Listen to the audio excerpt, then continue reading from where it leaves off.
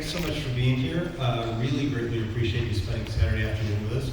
I want to welcome each and every one of you to Restoring the Cartoons of Max Fleischer.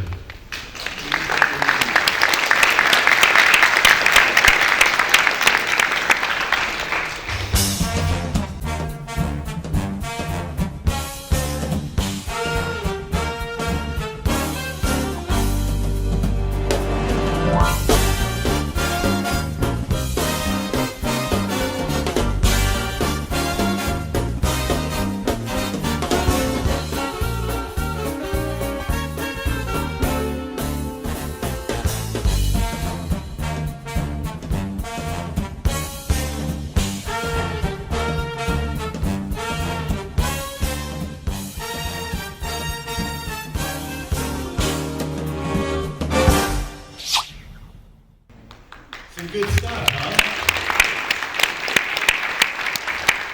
Some amazing stuff. Like I said, thank you so much for spending part of your Saturday afternoon with us. We really appreciate that. My name is Bill Leff. I host a show on MeTV called Tune In With Me. It runs Monday through Friday throughout the United States. I understand in parts of Southern California, it's a little difficult to get. You need an antenna. For those of you kids out there, an antenna was something we used to all have on our roofs at one time.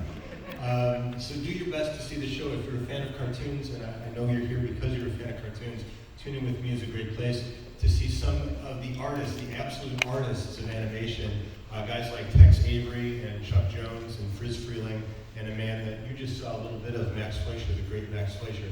So before we go any further, let me introduce the people who are flanking me on each side.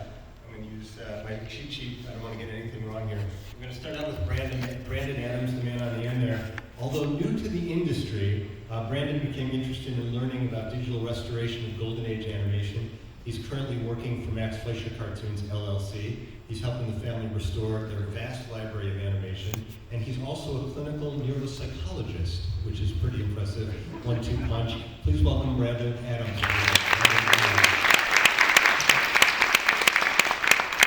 On my far left, right over there, is Mauricio Alvarado. Mauricio is the owner of pop culture merchandise company called rockinpins.com. Write that name down, see it later on. They do some amazing work, rockinpins.com. Executive producer of the Max Fleischer Cartoons Restoration Project. Say hello to Mauricio Alvarado. Ray Painter is the man sitting right over here. He's a storyboard artist. Yes, Ray Pointer is sitting right over there. Storyboard artist, animator, director for Film Roman, DIC, Hanna-Barbera, Disney Interactive, MGM, Nickelodeon. It would almost be easier, Ray, to mention the companies you've not worked for. In 1996, Ray was inducted into the Television Academy of Arts and Sciences Animation Peer Group. He is the author of The Art and Inventions of Max Fleischer, a great book, American Animation Pioneer. There's Ray Pointer right over there. You can sit there. And I've saved this for last.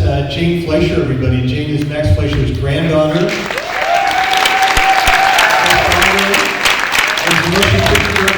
Fleischer, who wrote the biography about his father called Out of the Inkwell, Max Fleischer and the Animation Revolution. A good read, as the kids like to say. A big round of applause for Jane Fleischer.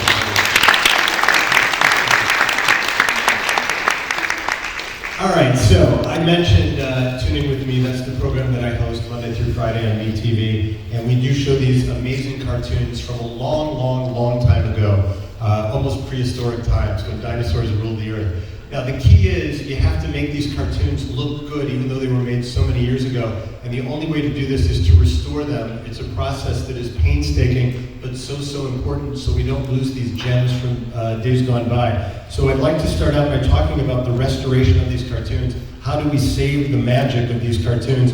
Mauricio, I'm going to start with you. Many of these characters that we just showed on the screen moments ago are still so relevant to this day, and it's so much fun to watch them. Let's walk through the process a little bit of the restoration, if you wouldn't mind.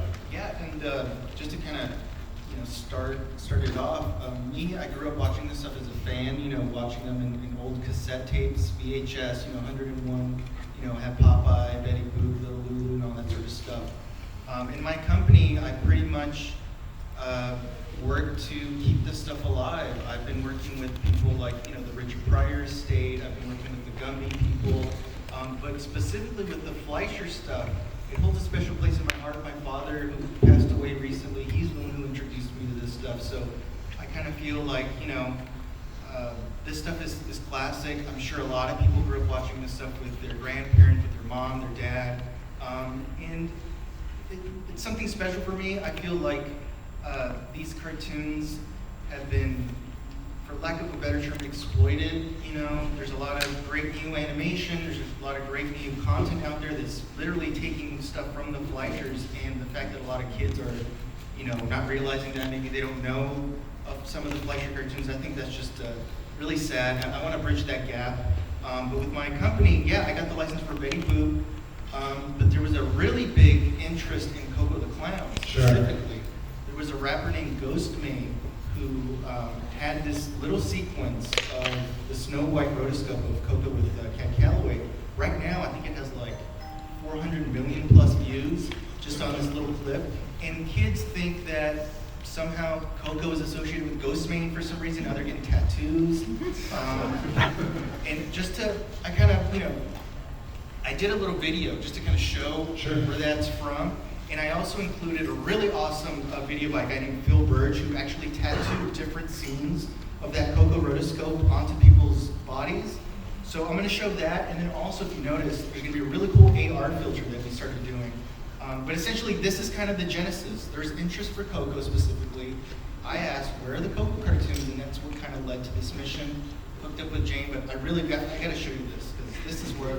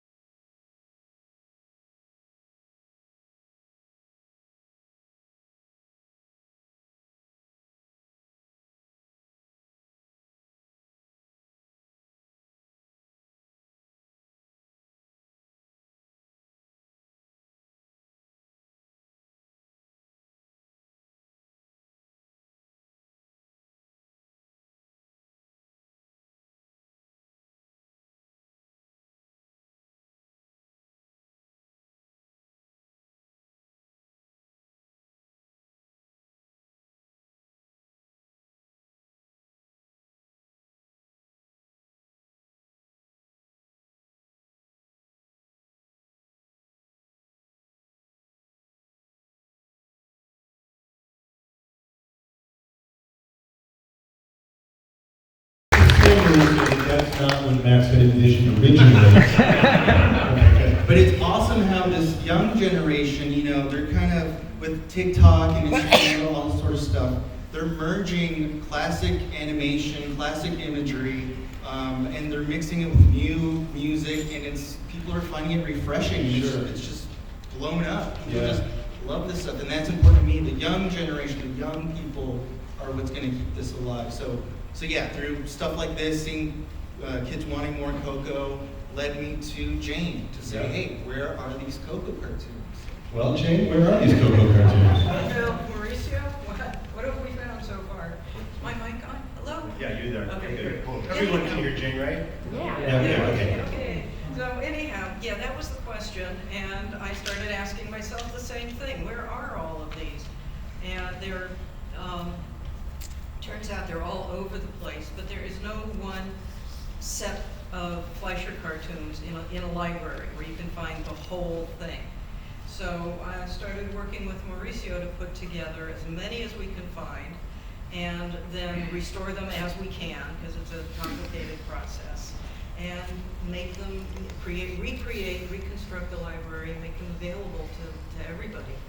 Can I ask Jane, where does the funding come from? Because I know not only is it a very time-consuming process, it's a very expensive process. It is a very expensive process, and we're going slowly. We're I'm funding some of it myself, and then we're reaching out to other companies. And I do have to say, Paramount, who owns a lot of the films, has been fantastic at making some of the films available to us. So they've been a tremendous asset in helping us with cost.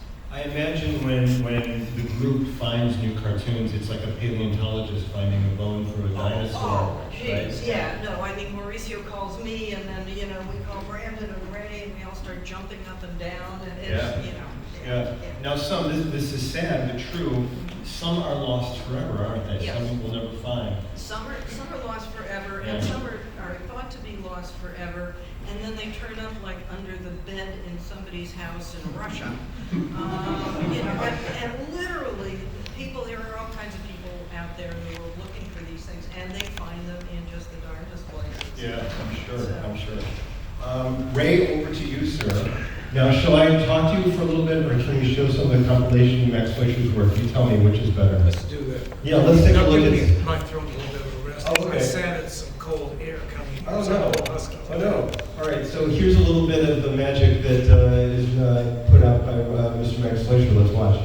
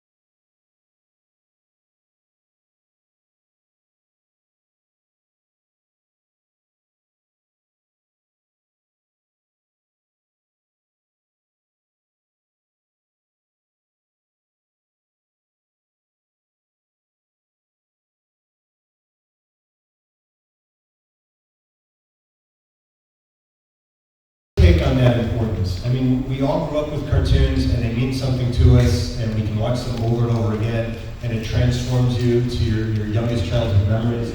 But there's more to it than that. These are works of art that need to be preserved, don't you think? Oh, most definitely. Because the very heart of the whole thing, the title, Out of the Inkwell, that's what got me involved with it, because I was the first generation that saw these things on television. And I think that's what made me want to be an artist or an animator, because of the magical possibilities of what came out of them and the results that you saw. And this was all done by hand and imagination. No computers or all the technology we have today. Originally, I know you saw them on television. Most of us saw them on TV for the first time, but they were shown in movie theaters, right? They were prior to films. Oh, of course, Yeah. because there was no television before 1947. So, yeah. But television was sort of a dumping ground for old theatricals anyway. Anything that they thought that they had no more value, they quickly sold it to television because television needed product. Also, let me ask you this, Ray. Was there any sort of forethought when these were being made, and some of them are now 100 years old or more? Were they thinking at the time, these are going to be, at some point we're going to need to restore these things, or did they just think, well, this is good for now, but we'll all move on to other things? There was never thought to the future because they figured these will be good enough for 2 years, and we keep going on, we keep making improvements, and as the medium improved and so forth, they never wanted to look back. They never thought these things had value. So it's fortunate that anything survived at this point. That's the same story that you heard about silent films. It's the same thing here. There was no concept of restoration because they didn't know way back then that nitrate film was fragile. It wasn't until the 1950s that they started to discover what was happening with this film base. Is there anything different in the process of restoring animated films as opposed to regular films? Is there anything that needs to be done differently? It depends on your technique, and again, this is really something that should be left to Brandon to discuss. I can answer that, but I don't want to take the focus off of him. We're getting to you, Brandon, I promise. Mauricio, if you could, there was a film that we wanted to put out for everybody about Max Fleischer. Just a short film, kind of an intro to him for those of you who are not familiar. I'm guessing you all are, but in case you're not, can we run that, Mauricio? I'd love to show that right now. During the first 10 years of the 20th century, the art of cartooning reached a new phase with the development of animation. And one of the most important developers was the great pioneer Max Fleischer. Fleischer's experiments led to the first realistic animation as early as 1915 with his invention of the rotoscope. His brother Dave was filmed in a clown costume, and the footage was traced to produce the first realistic animation. In 1925, Fleischer produced the first animation with sound and introduced the world to the famous bouncing ball, which was an early version of karaoke and the music video. In the 1930s, Max Fleischer was a leading animation pioneer for Paramount, with the first female cartoon star, Betty Boop, who embraced the jazz age with her guest stars, Louis Armstrong, Don Redman, and Cab Calloway. Fleischer's realization of Popeye the Sailor made him a box office champion, who was more popular than Mickey Mouse. In the 1940s, Max Fleischer's Superman took animation to new heights with its breathtaking action and pulp fiction imagery, which continue to amaze and inspire audiences today. But Max Fleischer was much more than a cartoon producer. He was an artist, a writer, and an inventor with over 20 patents for animation and motion picture processes. Max Fleischer was truly a 20th century Renaissance man. Now, many are rediscovering the magic and delight of the Max Fleischer film legacy. Unfortunately, this legacy is in danger of disappearing, since many of these important films are 100 years old, with others approaching that point. Some are already considered lost forever. Our mission is to round up what survives and restore the Fleischer film legacy in modern digital form so that the public will continue to enjoy the works of Max Fleischer. But most of all, so that current and future animators will be inspired and learn from these masterful works that all began with a pen and an inkwell.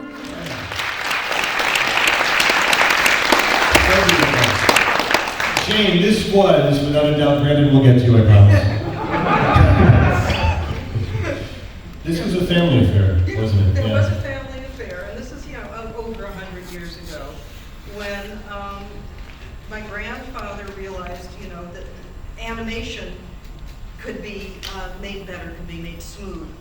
And it became an effort that was done, he was just a guy working, for a newspaper at the time. And it involved, his brothers got involved, so his brother Dave came over, and he had four brothers all together, Dave, Charlie, Lou, and Joe. They all had a different talent. They all joined us in this process in my grandfather's living room. And they worked at night, because they all had day jobs. Yeah. And it took them over a year to make 1 minute worth of test film. It was really... A year to make a minute? To make 1 minute of film. It was all hand-drawn, it was all hand-shot. And they didn't, everything was new. Nobody knew how to do this. So like for each image that they wanted to capture on screen, they had to remove the lens cap and put it back on at just the right time. Yeah. So it took a year. Now, so many animators over the years have drawn on inspiration from your grandfather and his family, but who were they drawing inspiration from? Because nobody came before them, so where were they getting like a blueprint for what should be? You know, that's a good question. Ray, do you have some thoughts about that? Yes, you know? Well, first of all, Max and Dave were big fans of vaudeville theater. In fact, Dave in particular, he was an usher at the Palace Theater. So that may ring a bell if any of you have seen movies that set up the fame of the Palace Theater. Who played the Palace, who played the top. And so Dave had a great deal of influence in seeing a lot of good vaudeville, and that's where he developed his sense of comedy and gags and timing and that sort of thing. But anybody is influenced by their environment or things of their time, and you just build on it. So it's really difficult to say what is truly original, because ideas spawn other ideas, and it just grows. I will say this objectively, and I say this with love, but I have to be truthful. A lot of their achievements were accidental and they're slightly derivative, because the clown character was actually inspired by a vaudevillian by the name of Bessie McCoy, who was famous for singing the song The Yama Yama Man. As a matter of fact, there were some publicity pieces of the Inkwell clown called the Yama Yama Clown. But this was sort of an early act, sort of like what the Rocky Horror Picture Show became, where it was so popular. Everybody knew it, and they all joined in on it. So that's really what that was. A lot of their successes were derivative. Their talents were really in technical developments, but their Achilles heel was in true originality, unfortunately. And this was well known within Paramount, discussed. So we'll go on to the next question. Brandon, we have run out of time, and I feel very Let's talk about it from an inspiration standpoint. You are busy doing other things, but you are so in love with the process of cartoons and animation that you want to jump in on this.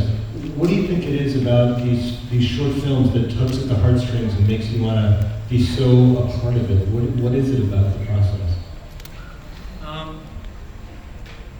A lot of these films, and I think for a lot of people, is when you grow up watching something, there's a fondness you develop for it, even for things that are really bad. But in this case, these films and a lot of the theatrical animated films are, in my opinion, some of the best animation that's ever been. Yeah, it is, isn't it? Yeah. And if I could jump in just a little bit, what you just said too, it's a personal thing, right? Because it is for me. For me, I observe the detail in the backgrounds about the attention to architecture and skyscrapes and so forth. And it's felt like the Fleischer black and white cartoons probably had the most intricate and beautiful black and white backgrounds. And the reason why it was personal for me is because the type of architecture looked just like the neighborhood I grew up in. Yeah. And the thing about being personal is, because the work of restoring is, when I say restoration, because there's different processes of restoration, is digital film restoration using computer technology to clean up and improve the image quality of these films.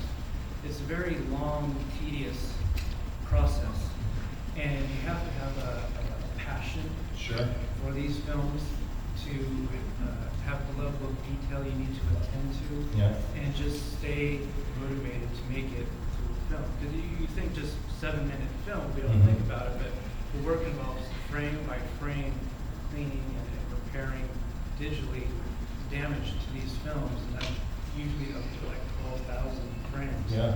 And you end up going through each frame multiple times, so you've really gone through like the equivalent of 100,000 frames, which is almost like an hour time. It's a long time.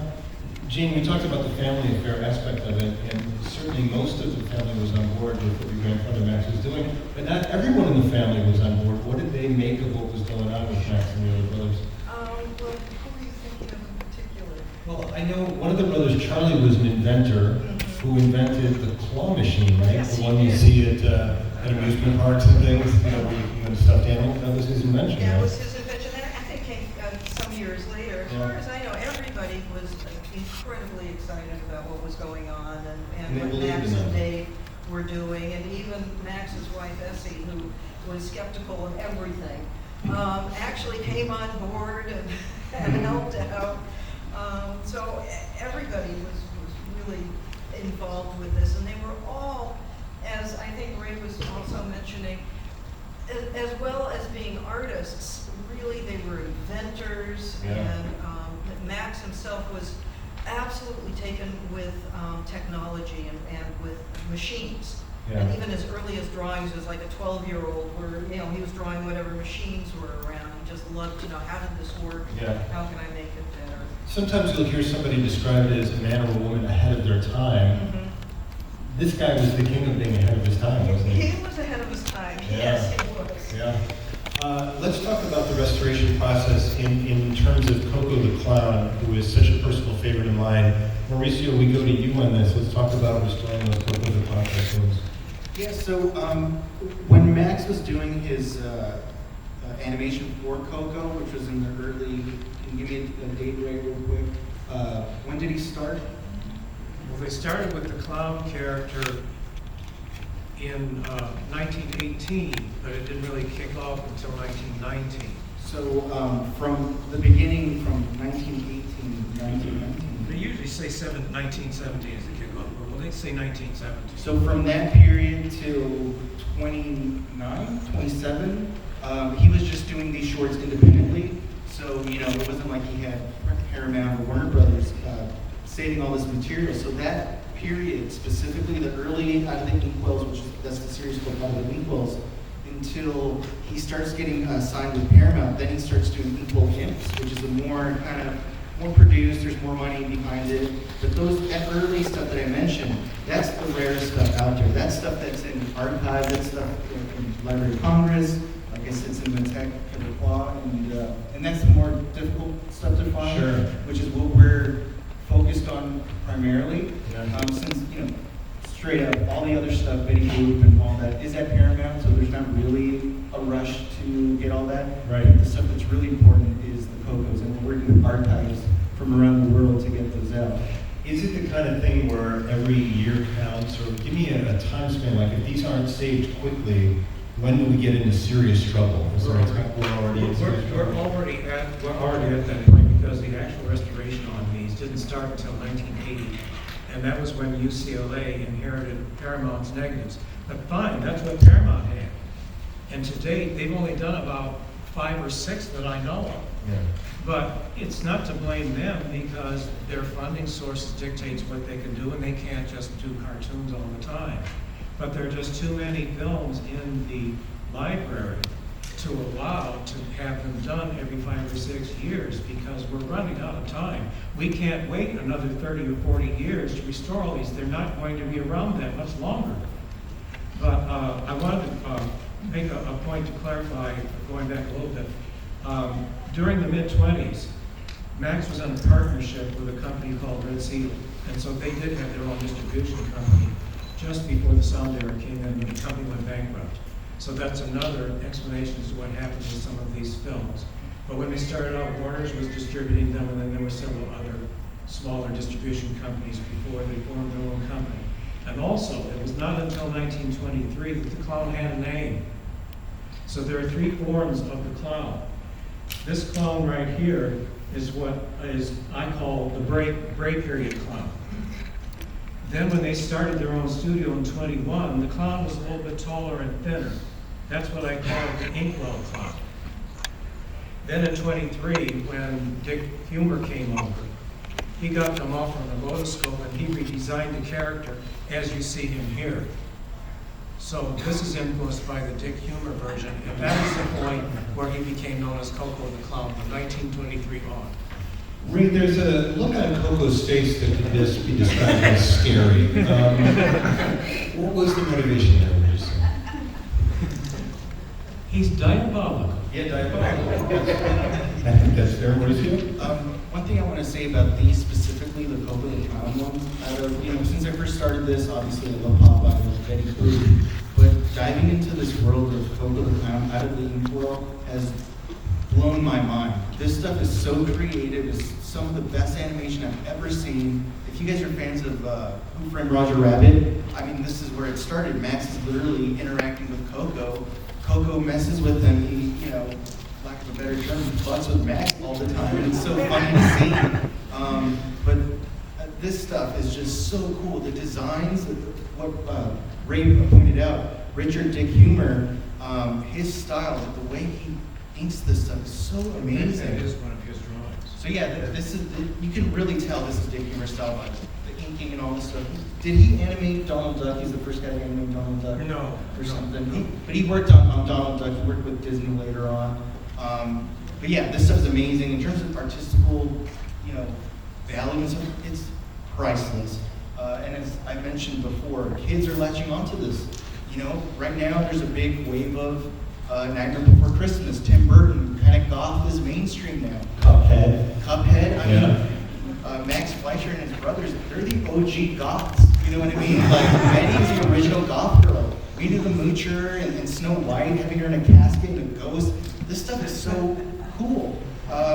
So yeah, the artistry, the animation, the imaginative, this stuff is just so cool. So that's what inspires me to say. And I'd like to amplify on what Mauricio just said a little bit further. In the fact, it's not just the animation, but very specifically, those of you that are familiar with the Cuphead game, I'm not talking about the TV series, the game itself. They unlock the secrets of that style of animation timing. That's the thing, it's the timing. The number of drawings, how the drawings are positioned, and how they're exposed. That is the key to what the Fleischer animation was. Mauricio, are you prepared to show me a little bit of a video to explain the process with Koko? Can we see that? Is that set up? Yeah, actually, that's the one we were just looking at. Oh, you saw that one already? Okay. Yeah, the one with all the deteriorating stuff. Yeah, that's kind of. So, Brandon, I want to go back to you on this. What happens, I know that the film is brought in, the old film is brought in, but what do they do to clean it and restore it that won't destroy it further? Because I know that's always a concern. So how is that managed? Well, like for example, where we're getting from we're working on the Equal series. They already have them kind of stored in the proper conditions. Nitrate films of this are primarily on nitrate. Some later ones nitrate acetate. So the decomposition process is always an ongoing thing. We can slow it down by having it stored in very cool and dry conditions. But Yeah. the decomposition is inevitable. Nitrate specifically is pretty unstable. A series of, I think most, if not all, studios had some wildfire that Yeah. involved nitrate specifically spontaneously combusting. So please be careful is all I'm saying. Just please be careful. We're not handling those materials. Yes. Paramount sends them to get scanned. What I end up getting is a very large digital file that can be up to about a terabyte in size. And there are specific programs that are designed to, work with these things. And they use algorithms to do the best they can and try to identify what's dirt, what's scratches, and so on by looking at the frames ahead and the frames behind and so on. But where the frame-by-frame work comes in is you have to check the work of the computer, undo any of the damage, because the computer has a hard time determining what's motion, what are the tips of your fingers, if it's an animal, what are ears, what are feet. Even on buttons where there might be like light, if you move it and the light's gone, well, that bit of reflection is dirt, so it gets rid of it. So you have to pay attention to these very fine Sure. details. Yeah. And that was a problem with the Betty Boop VHS set that came out a number of years ago. They used DV&R on that and looked like there were a lot of skipped ink lines. So that's the challenge too, where using electronic means of cleanup as a shortcut is not the way to go. Let's do this. I'd like to transform a little bit from Koko the Clown. And before I do transform from Koko the Clown to Betty Boop, Mauricio, tell us what we're seeing in front of us, because these are just awe-inspiring. Basically, I think, you know, the Fleischers need all the love they deserve, just the fact that they're iconic, they've inspired so many people, and I keep seeing Disney putting out great stuff, I keep seeing Warner Brothers putting out great merchandise for all their cartoons, so I figured why not give it to the Fleischers? I want to do figures, I want to do shirts, hats, socks, you know, I want to do all this great stuff. I do events in Los Angeles, I screen this stuff, rock clubs, I'm trying to, you know, hopefully build myself in and get some bigger venues, but the goal is to build this stuff. I think people need to see this in the big screen, they need to see them restored, I think they need to be inspired. I mean, this stuff is so cool. These designs, I'm just so happy with them. They're beautiful. By applause, how many of you would think about purchasing something like that?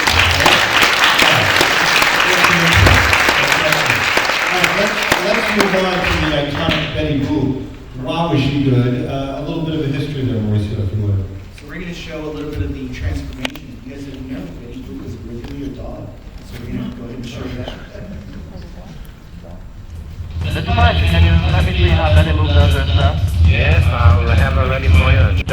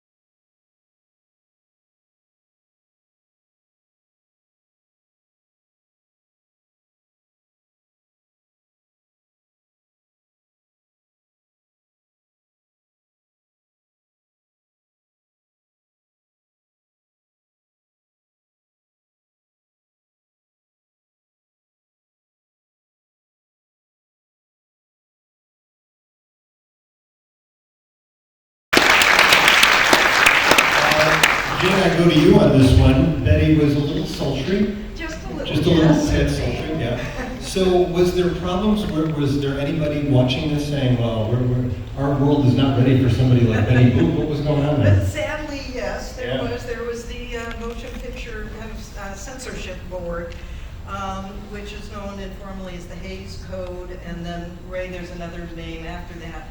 But yeah, they looked at it and thought, you know, this is wholly inappropriate for our American public. Yeah. And so they started to come down on everybody, and Betty Boop was one of the major ones, where suddenly the neckline went up, and the hemline came down, the garter came off. Yeah. One of the big deals was Betty was first created, actually, to be, there was a series called Cartoons, which is what you're seeing in the beginning there, and really the star of that was Bimbo. And Bimbo was this kind of cigar-chomping, lecherous dog that, you know, would make his way in the world. And they needed a love interest for Bimbo, so they created this cabaret-singing dog. Well, the Hays, and that's how it continued for some years, with Betty and Bimbo going on adventures together. The Hays Commission decided it was inappropriate for Betty to have a dog as a boyfriend. So, Let me remind you guys that Kermit the Frog and Miss Piggy have been together for many years. Very happy relationship.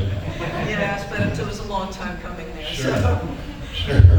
so they had to get rid of Bimbo, and Betty Could then you got. petition the committee? Could you say it's just a cartoon? Well, after today, I was going to, you know, put out a petition for everybody to sign. Anyhow, they gave Betty a cute little dog named Pudgy, who became her, you know, her pet and her pal. And then she developed a different love interest, which was Freddie, Fearless Freddie. Yeah. But that was kind of the denouement of our Betty Boop was, you know, as they made her, they gave her more kind of respectable careers. You know, Sure. she became a nurse and a teacher and things like that. And very slowly, by 1939, you know, Betty Boop phased out. Yeah, yeah. And yet, phased out in 1939, but in this year, there's still so much interest in Betty Boop. Yes, Yeah. she continues to be an icon today. You know, at the beginning of the Me Too movement, Yeah.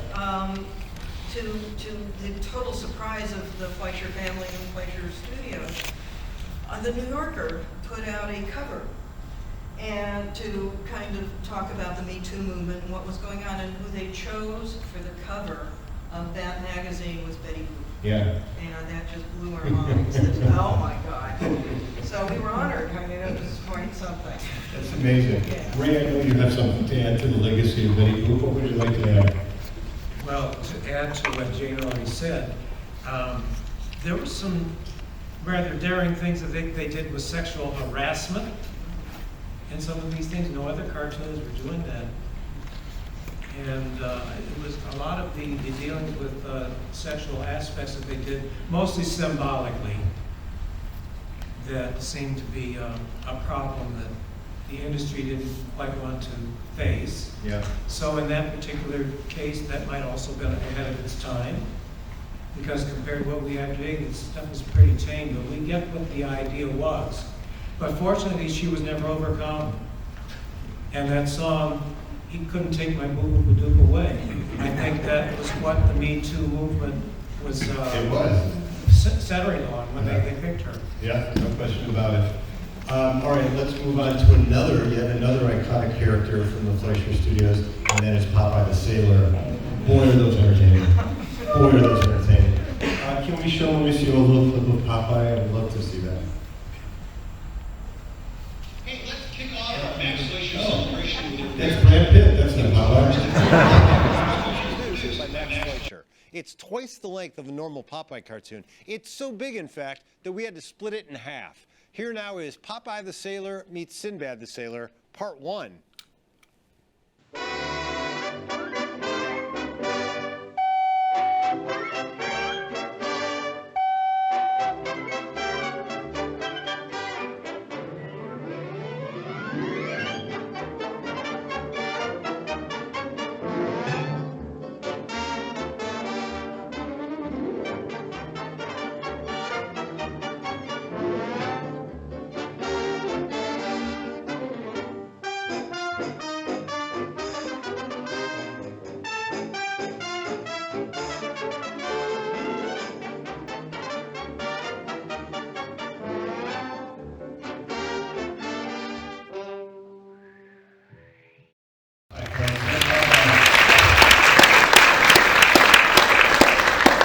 This is a question I could ask 1,000 people and get 1,000 different answers, I'm sure. But what is it about Popeye that makes him so lovable and endearing and somebody that we'll have around forever?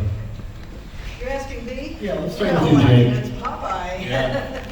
Also, that at least with the Fleischer stuff, there was always humor in it somewhere, and kind of humor also that speaks to all of our human foibles. Sure. Like that image of Popeye trying to beat up on Bluto, and basically Bluto is pushing him. Yeah. I mean, that is so typical Max Fleischer. Brandon, to you?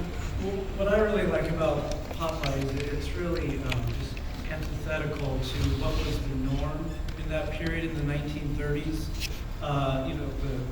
The songs, the lovey-dovey characters, the softness of it was more gritty and harsh and violent, of course.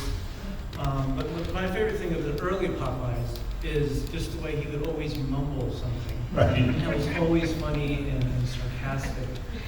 It was a trait they left later on in the character that I felt was kind of the core of the personality. But between he and Bluto, you didn't know what they were saying, if they were swearing at each other, it's just, oh yeah. You didn't know, they just kept talking. You actually have to listen. Yeah. It is articulated. Yeah. It's really cool. Ray, over to you. Okay. Well, I had a list of thoughts, but we're running out of time. But for one thing, the mumbling, I came up with a realization as to what that was about. And it goes back to Max Fleischer's philosophy about what animation was compared to Disney's. Those of you that know Disney's history, he came to Los Angeles to become a live action director and didn't become one.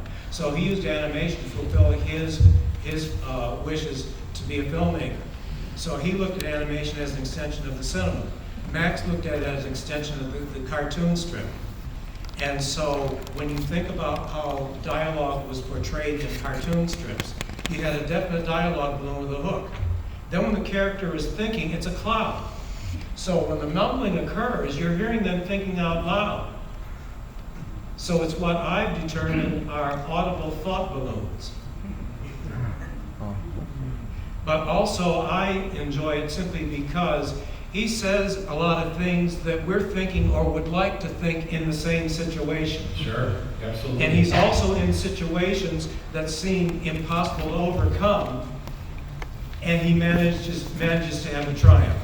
And that's what everybody was waiting for. Yep. Mauricio, anything to add? Shameless plug, I absolutely adore the Popeye color cartoons, and I managed to get a license with King Features, who has not done anything, from my knowledge, anything from those cartoons. I did it. I got the official Popeye Fleischer merchandise. This one's specifically Popeye meets Alibaba. I think it's a damn near perfect cartoon, from start to finish. It's like perfect adventure film. I know it like the back of my hand.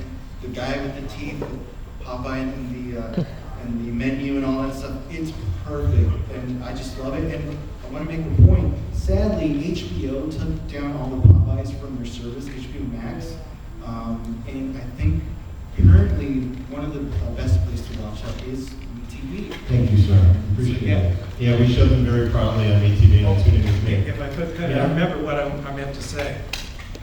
I think also the reason why, especially the Fleischer ones, are so popular is because they were probably the first animated sitcom. Because as they started to evolve after 1933, this is something that really put Fleischer Studios on the top. And the fact that the Popeye cartoons suddenly started to have story structure that was built on comedy. And they're animated sitcoms. Because you've got the three characters and they interplay in the various situations they can get into. Yep, no question. Sadly, because of time, we only have time to talk about one more Fleischer production, and that is Superman, which always impresses me, Jane. I love the Fleischer version of Superman, and I would argue that so many cartoons since are inspired by it. When I think of Iron Giant, I say, I don't think Iron Giant would look the way it looked if it wasn't for your grandfather's version of Superman, do you think? I agree with you. Yeah, so inspirational. Ray, what are your thoughts? How did all that come to be with Superman and Fleischer Studios? I think you better get into the film. Or we Oh, should we? All right, let's show a little bit let of the that. audience ask them. Okay. Let's show a little bit of that if we could. It's going to be a mix of color classic and Superman. Okay.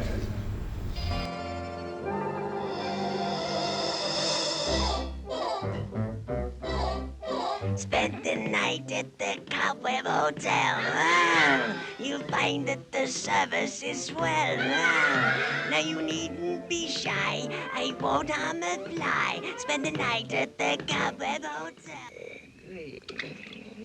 You'll be very pleased.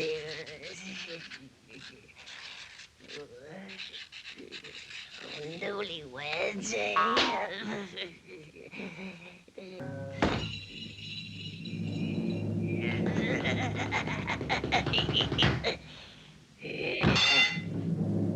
Oh, there's something right now. Keep away from the Cobweb Hotel.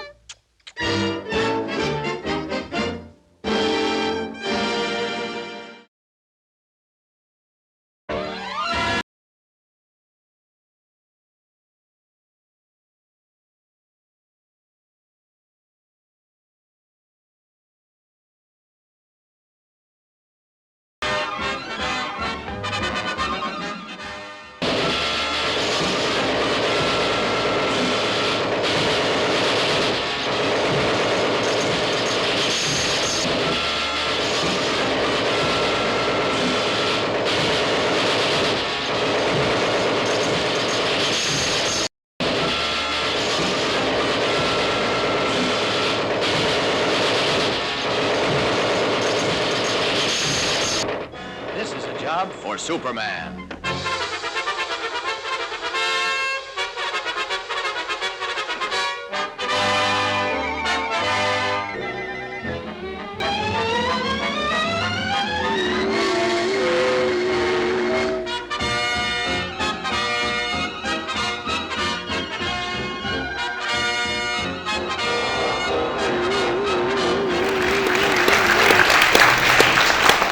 That illustrates not only the magic of the work, but the importance of the restoration process, how we can't lose those We only have a couple minutes. I know the kids from Stranger Things are coming in to talk about scrapbooking, so we have to be out of here. Does anybody have any questions for anybody on the panel? Then yes, sir, go right ahead. The restoration seems to be really important. Is there a way to like get it on the computer and then do the human stuff later? Because that seems to take a lot of time. Great question. If you didn't hear the question, is there any way to translate it so computers can do some of the work and humans do the rest? Brandon, is that a possibility? Yeah, I mean, with digital restoration, that's kind of what we are doing. It's just the computers are really imperfect in terms of knowing what is motion and not, primarily. And it's worse with animation than animation. So the time really goes into protecting the animation part of the film from whatever the computer is trying to clean up. I'm just wondering if we can get a computer right. how that work goes. The question was about the Betty Boop Laserdisc, and it ruined cartoons. Those cartoons, anyway. It had TV and art, it was automated. Yeah. We covered that already.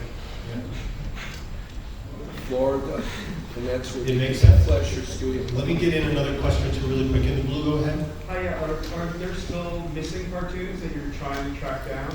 Oh, yes. Well, I can address that partially because I released 20 years ago, starting at VHS and then DVD, 60 of the pre-1927 out of the inkwells. There are 30 that I've still been looking for. And so now that we're doing this, I'm hoping to update that and fill in the gaps. And I'm looking forward to, Ray. Yeah. Together, we're. You know, on you the put two search. heads together and maybe we'll come up with an album. I want to make a quick point, just because we couldn't get to it. The stuff that we showed, like the Betty Boop, the early Betty Boops, the talk cartoons, the screen songs that we didn't get a chance to look at, even the feature films, Gulliver's Travels and Mr. Bug, we want to restore everything. My big plan is to do something called Fleischer Fest. Let's, rent out a theater. Days, watch nothing but Fleischer cartoons. Let's watch Paul Rubens, who's Pee-wee Herman. He used to show this stuff on Pee-wee's Playhouse, the King of Cartoons. Let's watch cartoons with him. He's interested. I got people like Tom Kenny, who's the voice of SpongeBob. He loves Popeye. I got Billy West too, who loves this stuff. So what we want to do is restore them. We want to tour them. Eventually, obviously, we want to put them on Blu-ray for you. But yeah, the time is now. Let's do this with your support. Showing that, showing Paramount, showing archives around the world that we want this stuff, it will help us get it out. So thank you guys. That's excellent. We need to wrap things up. I know there are some people you'd like to thank, so please, who would you like to thank? Well, everybody here today, thank you. Yeah. And, of course, my family who are at Fleischer Studios and some of my family who are here today. We got Max Fleischer's great-granddaughter, Claire, and great-grandson, Skylar. So, all their support, and also Paramount. Paramount has been so terrific in helping us with getting all this stuff out. That's amazing. A couple of things you need to know. If anybody would like autographs or to talk to any of us, we invite you to. We will be from 4:30 to 5:30 in room AA03. That's AA03, and we'll all be there from 4:30 to 5:30. Please come by and say hello. We'd love to chat with you. And these posters will be available, right, Mauricio? Yeah. Available for purchase, stunning, and in 4 different colors. Every one of them beautiful. Collect them all, trade with your friends. Trade with your friends, as they like to say. And one more little bit of great news. Tonight, a program called Cartoon Madness with assorted Fleischer cartoons will be screening. That's tonight at 9:20 p.m. at the Marriott Marquis. So thanks to everybody on the panel, but again, thanks to all of you for